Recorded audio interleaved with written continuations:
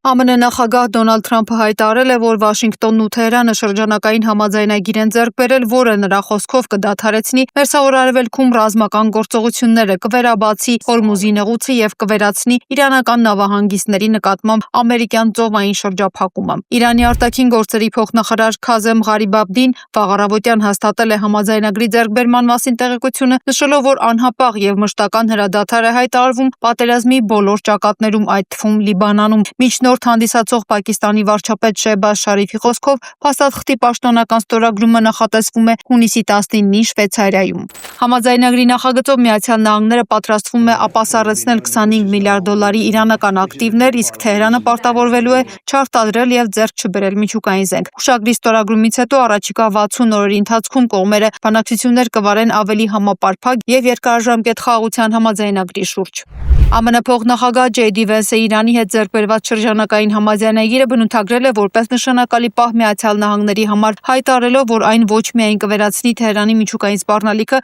այլև կարող է արմատապես փոխել Մերձավոր Արևելքի ապագան առաջիկա տասնամյակների ընթացքում։ Հայաստանի կենտրոնական ընտրական հանձնաժողովը հայտարարություն է տարածել պարզաբանելով, թե ինչու չի նշանակել վերաքվեարկություն 3 ընտրատեղամասերում քվեարկության արդյունքներն անվավեր ճանաչելուց հետո։ Հանձնաժողովը նշում է, որ նման որոշումը չի կարող լինել ավտոմատ եւ յուրաքանչյուր դեպքում պետք է գնահատվի, թե որն է ընտրողների իրական կամքը լավագույնս պաշտպանող եւ ընտրությունների օրինականությունն ապահովող լուծումը։ Անկախ դիտորդ դաշինքը համարում է, որ ԿԸՀ-ի կողմից 10-51, 12-ի 13 եւ 35-ի 65 տեղամասերում վերաքվեարկություն չնշանակելը ակնհայտ ու բացահայտ ապօրինի է, գրել է Դանիել Իոնիսյանը։ Ինչի դեմ քննադատության խոսք է բարձրացրել լրագրող Փաշինյանը, նույն բանն արել է վարչապետ Փաշինյանը, ընդգծել է Ուժեղ Հայաստան դաշինքի անդամ Նարեկ Կարապետյանը։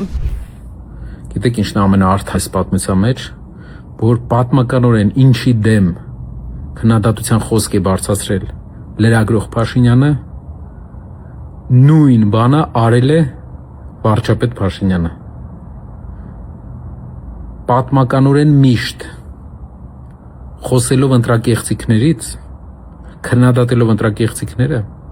այսօր նա հատեց ընտրակեղծիքների կարմիր գիծը 50,000-ից ավել ձայն ունեցող ուժի ուղակի մի քանի ընտրատեղամասի ձայներ չեղել հայտարարելով դուրս թողեց ազգային ժողովից։ Դրանով իսկ խլելով մեր ժողովրդից Ալիևի Ադրբեջանի սահմանադրությունը, ադրբեջանցիների կողմից ներմուծված սահմանադրությունը չէ ասելու իրավունքը։ Գիտեք ինչու է նա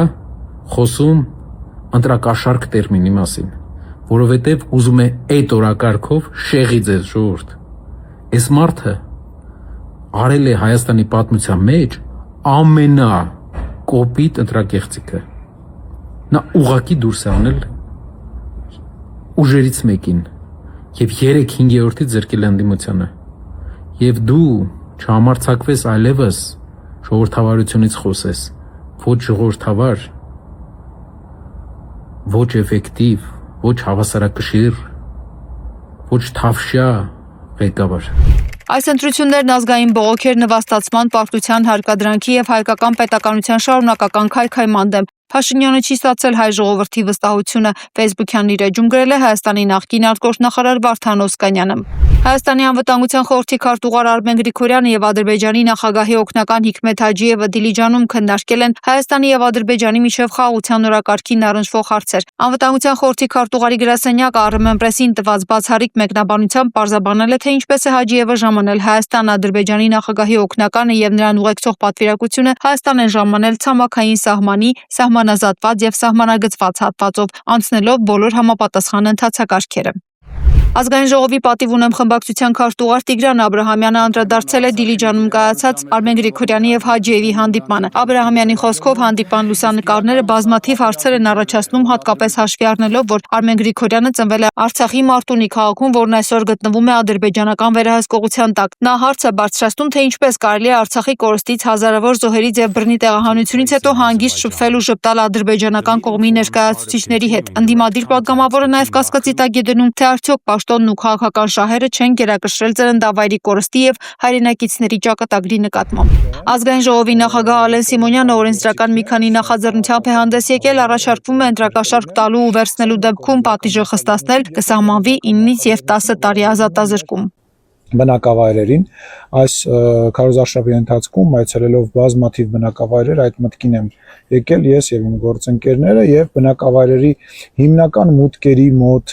մուտքերից մեկի մոտ կամ մուտքերից բոլոր մուտքերի մոտ պարտադիր կերպով պետք է տեղադրված լինի նվազագույնը 1-2-ի վրա չափով Հայաստանի Հանրապետության դրոշ։ Սա նույնպես կբերվի ազգային ժողովի օրակարգ եւ կքվեարկվի եւ երրորդ կարող եմ ասել պատմական կարևոր օրենսդրական նախաձեռնությունը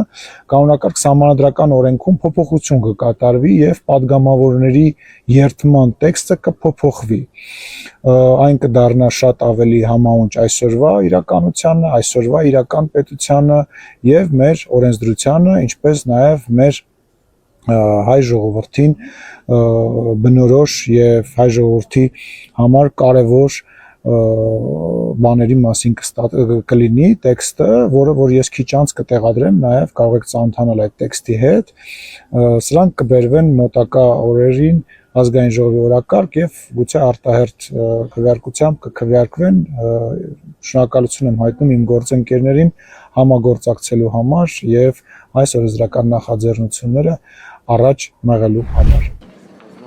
Հայաստանի արտգործնախարար Արադ Միրզոյանը աշխատանքային այցով գտնվում է Լյուքսեմբուրգում, մասնակցում Եվրամիության անդամ պետությունների արտաքին գործերի նախարարների խորհրդի նիստի ձևաչափով քննարկմանը։ Աշխատանքային հանդիպմանը, որին ներկա են եղել ԵՄ արտաքին քաղաքականության բարձր ներկայացուցիչ Կայա Կալասը, ԵՄ ընդլայնման հարցերով հանձնակատար Մարտակոսը եւ անդամ երկրների արտգործնախարարներն ու ներկայացուցիչները, ԵՄ գործընկերները շնորհավորել են Միրզոյանին Հայաստանում անցկացած խորհրդարանական ընտրությունների եւ ՔՊ կուսակցության հաղթանակի կապակցությամբ վերահաստատելով աջակցությունը Հայաստանի Եվրամիություն ռազմավարական գործընկերության խորացմանն ու եվրոպական ինտեգրման գործընթացին։ Միրզոյանը ներկայացրել է նախընտրական եւ հետընտրական զարգացումները, ընդգծելով, որ Հայաստանի քաղաքացիները վերահաստատել են խաղաղության, ժողովրդավարական բարեփոխումների, անկախության եւ եվրոպական հեռանկարի ընտրությունը։